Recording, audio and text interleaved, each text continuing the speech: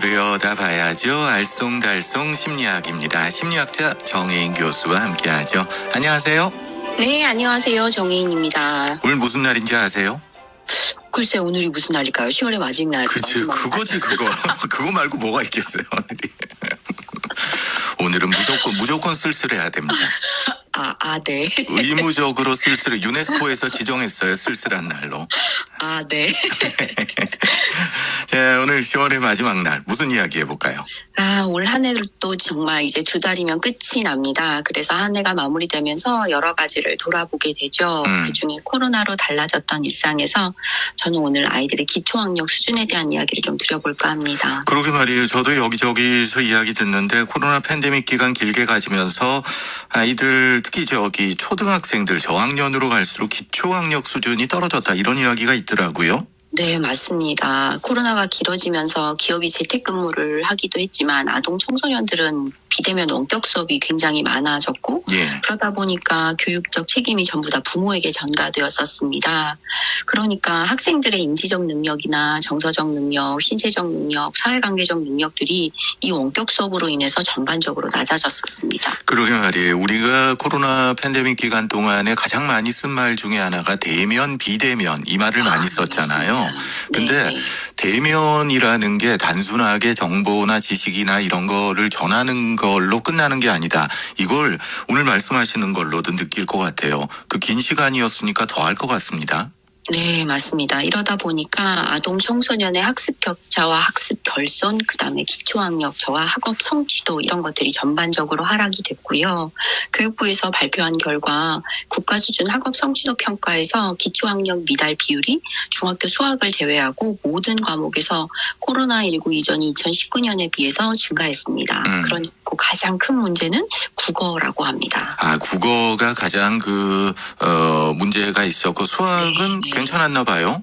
그러니까 전반적으로 많이 떨어지게 됐는데 그중에 국어가 가장 큰 거죠. 수학은 팬데믹 전이나 후나 똑같을 겁니다. 아마 둘 다 포기해가지고. 그래서 그렇지 않을까 싶은데 국어는 그래요. 우리말인데 쉽지 않겠나 생각할 수도 있지만 이게 말만 언어만 이해한다고 되는 게 아니다 보니까 그런 영향이 있었던 것 같네요. 네, 맞습니다. 이 학습 격차라고 하는 게 교육을 받은 학생 간에 드러나는 학업 성취도의 차이를 말하는 거거든요. 그러다 보니까 학생들 개인의 능력이나 노력의 차이에만 사실은 문제가 있는 것이 아니라 여러 다양한 어떤 원인들이 있는데 그중에서 언어를 제대로 배울 수 있는 환경을 제공받지 못했던 마스크의 착용이 어른들의 입모양을 제대로 보지 않았기 때문에 말소리도 또 명확하게 전달되지가 않아서 이 뭔가 모사를 통해서 언어를 배우는 영유아들에게는 더 언어 발달에 큰 악영향을 주었고요. 또 이것은 단순한 말하기의 능력의 문제가 아니라 학습 전반적인 것에 지장을 주게 됩니다. 그러게 말입니다. 동물원에 있는 침팬지나 보노보 같은 경우에도 사육사의 입모양을 보고 그걸 안다고 하잖아요. 그러니까 아이들 특히나 초등학교 저학년들에게는 진짜 영향이 컸을 것 같습니다. 네, 언어 발달이 늦어지게 되면 아동들의 사회정서 발달에도 사실 문제가 생겨요. 그래서 아이들의 사회성과 정서 지능은 또 상대방의 눈과 표정을 보고 감정과 정서를 익혀야 하는데 이 마스크를 착용한 낯선 사람의 표정과 감정을 목소리만으로 알아챈다고 배운다? 이건 사실 불가능한 일이었습니다. 그리고 언어의 수준 자체도 아이의 정서 발달에 영향을 주는데 이건 역시도 자신의 감정이나 의견을 표현하는데 어느 능력을 어떤 수준으로 어떻게 나타내야 할지 모르게 됐었습니다. 네. 근데 아이들이 저학년 때 이미 그게 형성이 돼버렸단 말이에요. 우리 팬데믹 기간 3년 가까이 가다 보니까 형성이 돼버려가지고 이 고학년으로 가더라도 그 영향이 계속 될 것 같은데 이거는 걱정스러운 대목인데요. 네, 아주 중요한 말씀입니다. 이 적절한 시기에 적절한 자극이 주어져야 되는데 이 발달 과정상에 제동이 걸린 거나 다름이 없죠. 그러다 보니까 이 아동들에게 전반적으로 좀 코로나 이전에 아동들의 정서적인 전체적인 발달과 그 과정을 거치면서 일어난 아이들의 발달에 현저한 차이가 발생했다는 겁니다.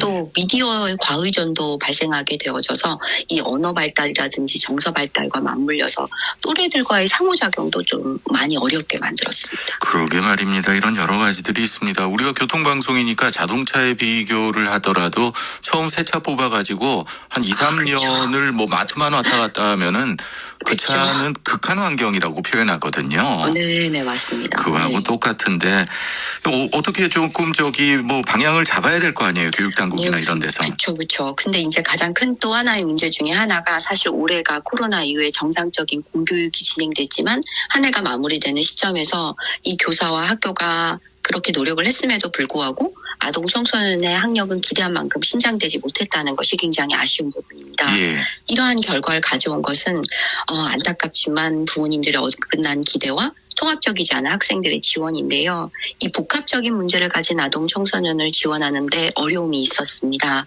그중 복합적인 문제를 지닌 아동 청소년의 지원 시스템은 사실 제도적인 문제여서 이 부분은 국가적인 차원에서 점진적인 변화를 기대해야 할 것이기 때문에 이것은 국가의 차원으로 좀 미뤄야 될 것 같습니다. 그러게 말입니다. 내년 예산에 이게 좀 반영이 됐나 모르겠네요. 네, 반영이 되겠죠. 예. 되어야 할 겁니다.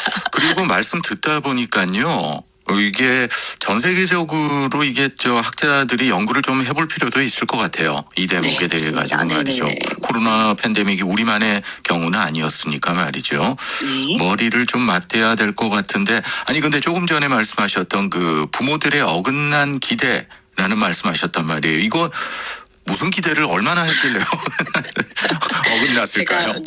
사실 이거는 뭐 정확한 표현이라기보다 제가 만든 표현이라고 하는 게 더 맞을 것 같은데요. 예. 제가 어긋난 기대라고 표현했던 것은 일반적으로 모든 부모가 좀 부모는 자식이 잘 되기를 바랍니다. 그러다 보니까 자식은 부모 자신이 아닌데도 마치 부모 자신을 대하듯 막 몰아치고 본인이 달성하고 싶은 목표를 세워서 그렇게 하라고 막 종용합니다.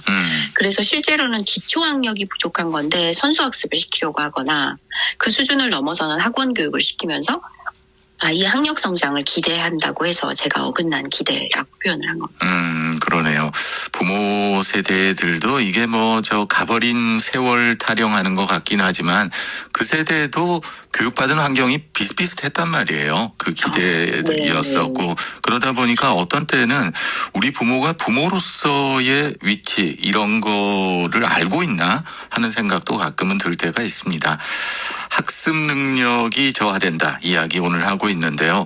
이게 이제 전문가 입장에서 보시기에 좀 심각한 수준이다 이런 겁니까? 네, 맞습니다. 학습을 심리학적으로 이렇게 정의를 내려보면 경험을 통해서 얻어지는 행동과 지식에서의 비교적 영속적인 변화라고 할 수 있습니다.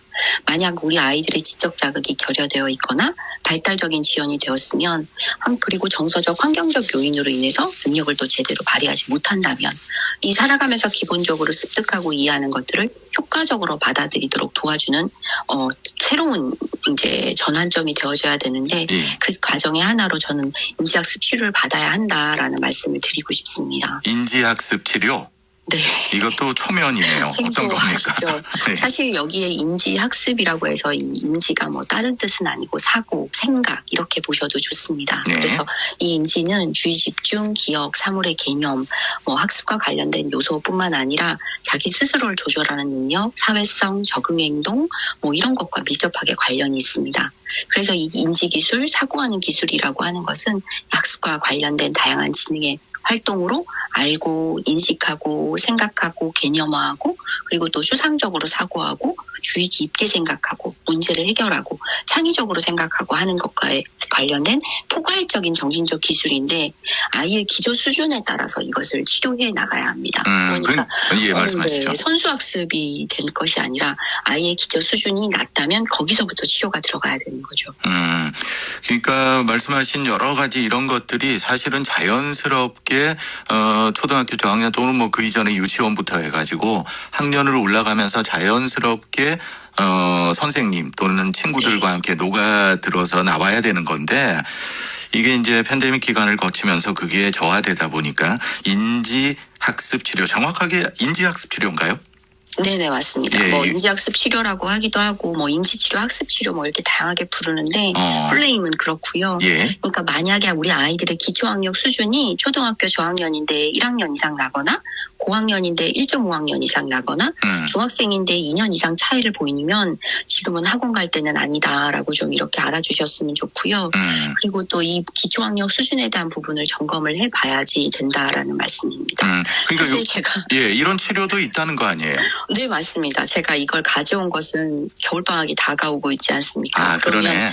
네, 모든 부모들은 선수학습을 어떻게 시킬 건가, 뭐 여기에 생각이 미치시는데 지체된 수준이 얼마나 되고 또 이것을 어떻게 접근해야 회복할 것인가에 머물러 봐 주셨으면 하기 때문에 제가 오늘 이 이야기 가져왔습니다. 맞네요. 그 네. 부모님들은 이제 겨울방학 되면 애들 학원 몇 군데 또 보내야 되고 이런 생각하실 건데 네. 그것뿐만 아니라 우리 아이 성적이 좀 많이 떨어진다. 근데 부모님 입장에서 얼마나 떨어지는지 모른단 말이에요. 네, 그냥- 사실 이것도 예. 전문기관에 가서 점검을 받아보셔야지 되기는 하는데요. 네. 실제로 학기 초에 아이들의 학력 수준에 대한 진단을 다 받았기 때문에 모르는 척 하시는 거지 모르시진 않습니다. 그러네요.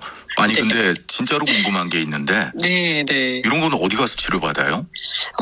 이렇게 보면 다양하게 이제 그 심리 치료하는 곳에서 인지학습 치료들도 다들 해요. 그래요? 그러니까 네. 잘 살펴보시고 우리 아이들의 수준이 많이 떨어진다 싶으시면 노크하시면 좋을 것 같습니다.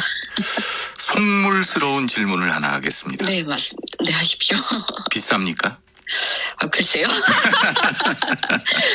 우리 아이들의 미래를 위해서 그 정도 투자는 하셔야 되지 않을까요? 알겠습니다. 우리 아이들 팬데믹 기간 거치면서 여러 가지로 또 챙겨야 될 게 있는 것 같습니다. 오늘은 기초학력이 떨어진 우리 아이들에 대한 이야기 함께 나눴습니다. 정혜인 교수였습니다. 감사합니다. 네, 감사합니다.